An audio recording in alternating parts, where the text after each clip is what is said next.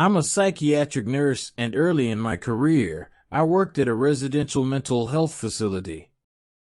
One of our residents was an elective mute, which means that he wouldn't talk, but there were no medical reasons as to why.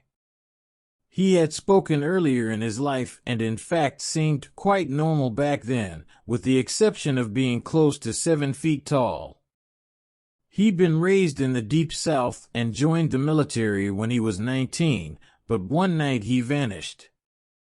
He was declared AWOL, and eventually he was declared missing and dead. 10 years later, a 7-foot-tall man walked into a VA hospital emergency room in my part of the Midwest and said to the receptionist, "My name is Marion Duchene, not the real name, and I've been dead for 10 years. Those were the last words he ever spoke.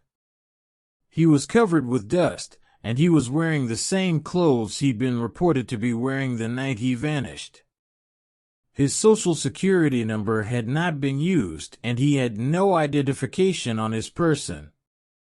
However, they were able to identify him, I guess via fingerprints. The family was notified, but they said they had already grieved their lost man and that whomever was claiming to be him simply could not be. They demanded not to be contacted again. Marion paced all day every day, moving his mouth that looked like talking or muttering, but no sound came out. He had an unnerving habit of throwing his head back with his mouth wide open as if he were laughing heartily, but not even a breath could be heard. If I talked to him, he appeared to listen, periodically throwing his head back in that laughter-mimicking way of his. Various medications were tried, but they did not affect him either positively or negatively. Occupational therapy did nothing because Marion would just grin, and unless told to stay put, he'd get up and start pacing again. On my last day at that job, the last thing I saw was Marion, pacing in the parking lot, throwing his head back to laugh.